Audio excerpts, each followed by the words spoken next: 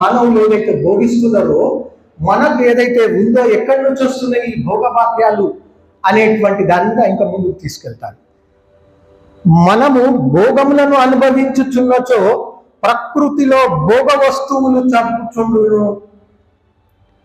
ఆ తగ్గిపోవుటను యజ్ఞక్రియల ద్వారా కర్తవ్య కర్మల ద్వారా పూర్తి చేయకున్నచో ఫలములనిచ్చు వృక్షమునకే హాని కలుగును.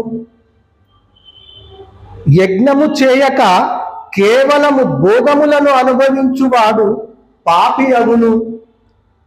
సూక్ష్మ దృష్టితో చూచిన పాపముల కన్నింటికి మూలము యజ్ఞము చేయకపోవటమే.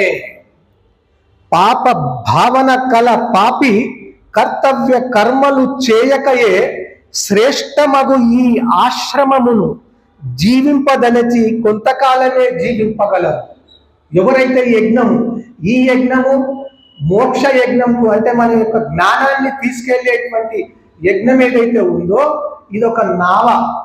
ఈ యజ్ఞము ద్వారా మనము మోక్షానికి చేరగలుగుతాము అని కూడా ఇక్కడ భావము. యజ్ఞము చేయక భోగములెట్లు చేకూరును. ఆవును గడ్డి పశుగ్రాసము ఈయనిదే పాలు ఎట్లు ఇచ్చును.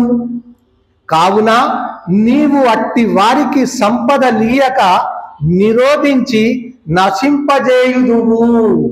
భోగమును అనుభవించు వానికి నీ సత్య విధానము వలన భోగ ప్రాప్తికి అవరోధము కలిగినప్పుడు క్రద్ధుడై అంటే క్రోధుడై కోపముతో ఆగ్రహమునకు గురి అయి నానావిధ హింసలు చేసి భోగములను అనుభవింపకోరుతాడు కూడా.